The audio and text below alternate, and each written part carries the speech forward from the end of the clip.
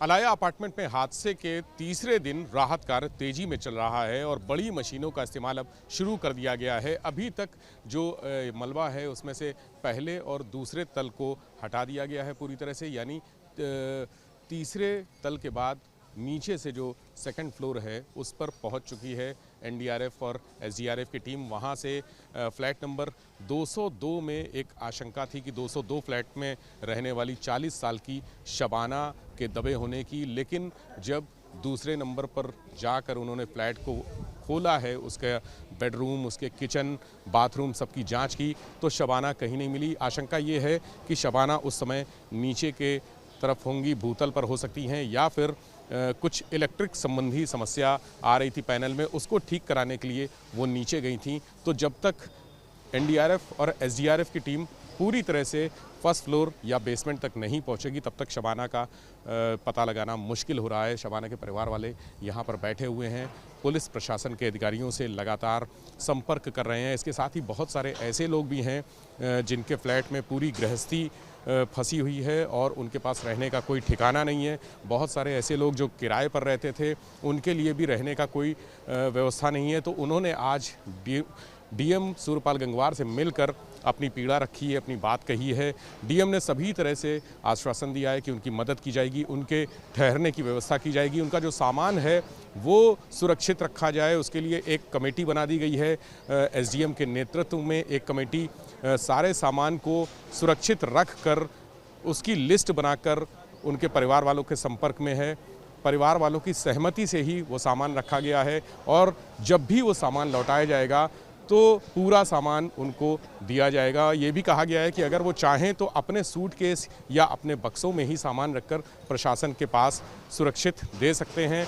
जब सारे लोगों का सामान एकत्र हो जाएगा, उसमें बहुत वैल्यूएबल्स भी हैं, गृहस्थी के सामान के अलावा कुछ कैश हैं, ज्वेलरी है, ऐसे सामानों की सुरक्षा के लिए यहाँ एक कमरा है, उस कमरे में सारी चीज़ें रखी जा रही हैं। धीरे धीरे जैसे जैसे लोग आते जाएंगे उनको औपचारिक कार्रवाई के बाद वो सामान सौंप दिया जाएगा। कई लोगों का ये भी कहना है कि कुछ जेवर, कुछ गहने गायब हैं। डीएम ने कहा है कि सारी प्रक्रिया और सारी कार्रवाई सीसीटीवी कैमरों की फुटेज के आधार पर चल रही है। सभी जगह सीसीटीवी कैमरे लगाए हैं और वीडियोग्राफी भी कराई जा रही है, इसलिए कहीं कोई गड़बड़ी की गुंजाइश नहीं है। मेरा नाम अक्षय गुप्ता है, मैं असिस्टेंट प्रोफेसर हूँ faculty of architecture and planning AKTU में, doctor APJ Abdul Kalam technical university. तो पेशे से हम आर्किटेक्ट हैं। ये आर्किटेक्ट शदाब सैफ़ी, ये भी मेरे साथ कलीग हैं। वहीं पे हम लोग 303 अपार्टमेंट में रह रहे थे, थर्ड फ्लोर पे जो था। तो लकीली उस टाइम पे हम लोग थे नहीं, हम बाहर थे जब ये चीज़ हुई, और जब पता लगा तब we rush to the location. और फिर मतलब कल परसों को तो काफ़ी ज़्यादा हाहाकार वाला माहौल बना हुआ था, यहाँ पे लोगों की फैमिली दबी पड़ी थी। तो उसके बाद अब हम देख रहे हैं हमारा सारा सामान दबा पड़ा है। 2 दिन से तो हम वही सेम ही कपड़ों में ही थे, कुछ था नहीं, मतलब हम लोग ऑफिस से निकले थे तो बस जो थे वैसी हालत में ही। तो आज फिगर आउट कर रहे हैं जो जो सामान अगर हमें दिख रहा है। बाकी जो मेरा कमरा था वो तो पूरा दबा पड़ा है, थर्ड फ्लोर। तो देख रहे हैं आगे क्या रहता है। तो क्या रहने की व्यवस्था, खाने की व्यवस्था आपकी? अभी सर मतलब व्यवस्था यहाँ से तो क्या, हम जो इस कॉलेज से हैं वहाँ पे हम गेस्ट हाउस में अभी रुके हुए हैं। रात में ही चले गए थे वहाँ पे। तो अभी पता नहीं, अभी घर जाने का प्लान था, लेकिन अभी सामान रिकवरी का है तो शायद यहीं पे रुकेंगे अब। सफ़ी है, so I am also assistant professor AKTU. So हम साथ में ही रहते थे हम लोग। और फिर अभी परसों को जब ये हादसा हुआ तो हम लोग कॉलेज के पास में ही थे उस टाइम पे, और हम डॉक्टर में जो हमारे ओनर है उनसे मिलने ही गए हुए थे। तभी हमें ये सूचना मिली, तो फिर हम जब यहाँ पे आए तो देखा यहाँ पे काफ़ी ज़्यादा परेशानी थी। लोग रेस्क्यू करे जा रहे थे, कुछ काफ़ी सारे एम्बुलेंस, जेसीबी वगैरह यहाँ पे थे। तो लेकिन मेन जो था कि बिल्डिंग गिरने का अंदेशा एक्चुअली थोड़ा सा ये था ही, क्योंकि यहाँ पे पहले 3 दिन से एक्चुअली काम चल रहा था यहाँ पे कंस्ट्रक्शन का। सो कंस्ट्रक्शन का काम क्या, उन्होंने पूरा फर्श यहाँ पे खोद दिया हैमर ड्रिल से।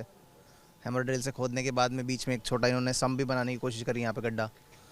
तो मेजर तो मुझे हम, क्योंकि हम आर्किटेक्ट हैं तो हम लोग बिल्डिंग डिज़ाइनिंग करते ही हैं, हम लोग को पता था कि ऐसा कुछ ना कुछ हो भी सकता है इस तरह की चीज़। लेकिन अब जिसकी बिल्डिंग है वो रेस्पॉन्सिबल ज़्यादा है उस चीज़ के लिए, या तो उनको कंसल्ट करना चाहिए था किसी इंजीनियर को, किसी आर्किटेक्ट को। किसी को उन्होंने कंसल्ट नहीं किया, खुद से काम कर रहे हैं। तो हादसा तो एक तरीके से यही है कि आप कोई भी बिल्डिंग बना रहे हैं, आप किसी टेक्निकल पर्सन को कंसल्ट नहीं कर रहे, इतनी बड़ी आप 5 फ्लोर की बिल्डिंग बनाने की कोशिश कर रहे हैं। सो हादसा तो हादसा है ही, लेकिन इसको अब मैन मेड डिज़ास्टर हम ज़्यादा बोलना चाहेंगे। ठीक है। अभी आप कहाँ रहते हैं? अभी हम कॉलेज के गेस्ट हाउस में, हमारी जो डीन मैम है डॉक्टर वंदना सहगल, उन्होंने हमें अपने कॉलेज के गेस्ट हाउस में रहने की अभी परमिशन दे दी है। उसके अलावा बाकी कुछ हमें ऐसे सच तो ना तो कुछ गवर्नमेंट ने अनाउंस किया है, हालांकि अगर कुछ होएगा भी तो वो that will be go to the owner. I don't know if there is any clause for the tenants, so this thing is there. Apartment हादसे के तीसरे दिन डीएम सूर्यपाल गंगवार जी यहाँ पहुँचे हैं और तमाम लोग परेशान हैं, उनसे बात करके उनको सांत्वना दी है। सर, जिनका सामान फंसा हुआ है अंदर, उनके लिए क्या है? इस दुख की घड़ी में प्रशासन और सरकार उनके साथ है और जितना भी सुरक्षित सामान निकाला जा सकता है वो प्रयास किया जा रहा है और लोगों की संतुष्टि के साथ हम लोग ये काम कर रहे हैं। उन लोगों को हमने पूरा यकीन दिलाया है कि इसकी सीसीटीवी मॉनिटरिंग भी हो रही है और वीडियो कैप्चरिंग भी हो रही है और वो लोग स्वयं भी यहाँ पर उपस्थित रहकर स्वयं अथवा अपने रिप्रेजेंटेटिव के माध्यम से इस पूरी कार्यवाही को देख सकते हैं। जो भी सामान निकल रहा है उसकी लिस्टिंग की जा रही है। कोई वैल्यूएबल्स हैं तो अगर कोई व्यक्ति अपने वैल्यूएबल्स को अपने बॉक्स में रखना चाहता है ताले में, तो वो भी हमने अलाउ किया है, लेकिन सुपुर्दगी बाद में संयुक्त रूप से सभी लोग जब होंगे उस समय की जाएगी। सर, बहुत सारे लोग के पास घर नहीं है, कुछ लोग ऐसे हैं जो बाहर से आकर यहाँ किराए पे रहते थे, उनके लिए क्या इंतजाम? अभी उसका पूरा ब्यौरा तैयार किया जा रहा है और हम उसके लिए कोई अल्टरनेट इमीडिएट अरेंजमेंट करेंगे अस्थायी तौर पर। मलबे के भीतर कुछ और आशंका है किसी और के होने की? अभी जितनी सूचनाएं हमारे पास थीं उनके आधार पर एनडीआरएफ एसडीआरएफ ने अपनी कार्यवाही कर ली है, लेकिन अब मलबा हटाते समय क्या होगा वो मलबा हटाते समय ही पता लगेगा। एक एक लेयर करके मलबे को हटाया जा रहा है, तभी उसके बाद ब्यौरा आगे का। कितना टाइम लग सकता है सर? इसमें अभी समय लगेगा, क्योंकि जिस तरह मैंने आपको कहा कि इसमें लोगों को इन्वॉल्व करते हुए सामान की भी सुरक्षा के दृष्टिगत मलबे को हटाया जा रहा है, तो इसमें हो सकता है कि 1-2 दिन और लग जाएं। तो डीएम सूर्यपाल गंगवार जी यहाँ पर आए हैं, उन्होंने एक बार फिर से निरीक्षण किया है। उनके देखरेख में ही सारा यहाँ पर जो ऑपरेशन हो रहा है, सर्च ऑपरेशन, इसके अलावा मलबा हटाने का काम वो चल रहा है। कुछ समय लग सकता है और भीतर कुछ लोगों के होने की आशंका भी हो सकती है, ऐसा डीएम सूर्यपाल गंगवार ने कहा। और ये भी कहा कि जो परेशान हैं उनको हर तरह से संभव मदद की जाएगी। जिनके पास रहने का इंतजाम नहीं है उनके रहने की भी व्यवस्था आज शाम तक कर दी जाएगी। मेरा नाम डॉक्टर रिंकी है और मेरा फ्लैट 303 है। हमने 2010 में ये फ्लैट खरीदी थी और लोन पे लिया था LIC हाउसिंग फाइनेंस से। कितने का था? ये उस समय 27 का पड़ा था। तो उसके बाद हम इसमें रहे हैं 2011 से 2015 तक। फिर हम शिफ्ट कर गए यहाँ से, क्योंकि बच्चे छोटे थे और सिक्योरिटी नहीं था यहाँ पे। हमारे यहाँ जो किराएदार रहते थे वो उस दिन मेरे ही पास थे, मतलब मेरे हॉस्पिटल में आए हुए थे हमसे मिलने के लिए जब ये हादसा हुआ। तो अब जो पेपर में आ रहा है कि ये रॉन्गली बिल्ड था, इसका प्लान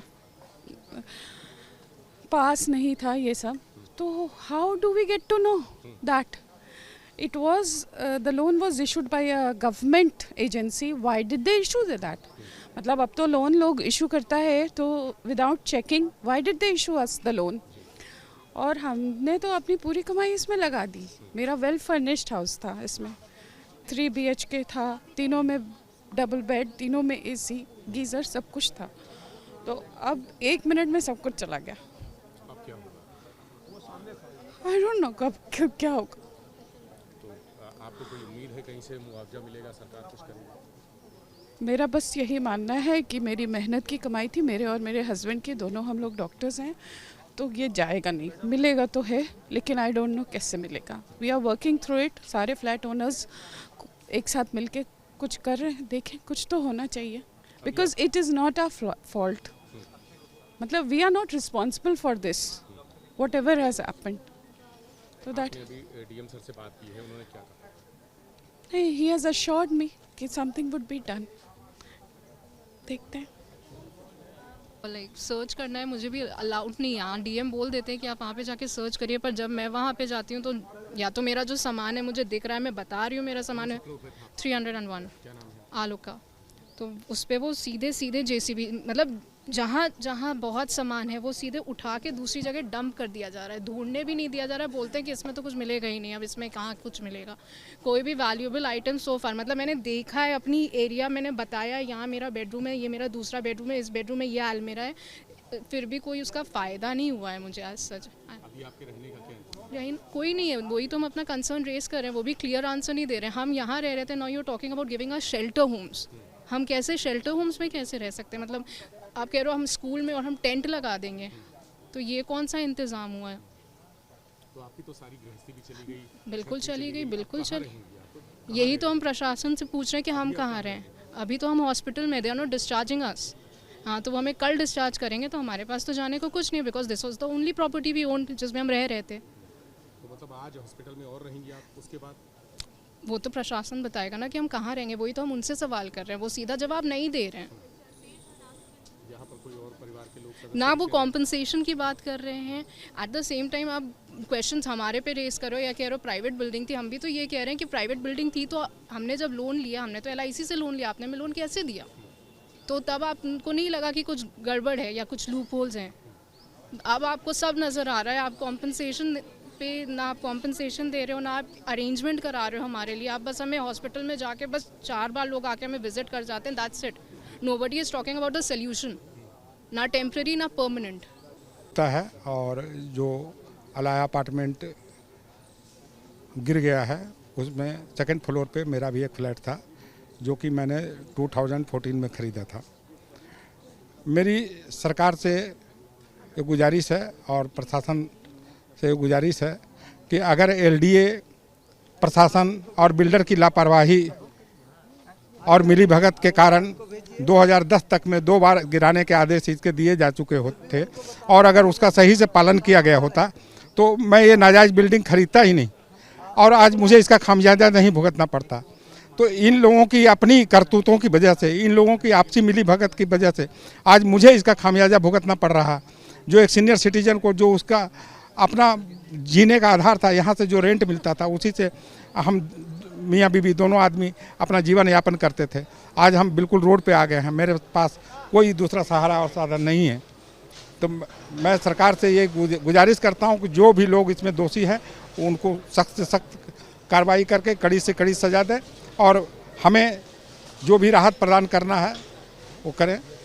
और हम लोगों को क्या दिक्कत है? आप यहाँ पर परेशान घूम रही हैं, प्रशासन उसकी उनकी लाश, मतलब उनकी बॉडी नहीं मिल रही है। सिस्टर की, मेरी शबाना खातून की, वो यहाँ पर रहती थी सेकंड फ्लोर पे। हाँ, उनका बेड, उनका कपड़े सब उधर से मिले थे हमें कल, शूज़ भी मिले थे, तो हमने पहचान लिया था, लेकिन उनकी बॉडी कहीं नहीं मिल रही थी। हमने कहा शायद किचन में आती हैं शाम को, तो किचन में होगी। किचन में भी इन लोगों ने देखा, नहीं मिली, वो वहाँ भी नहीं मिली।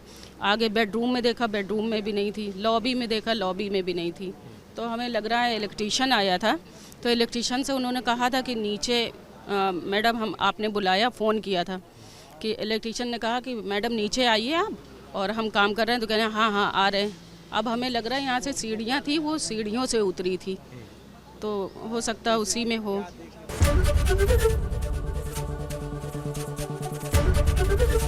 ABP गंगा, खबर आपकी, जुबान आपकी।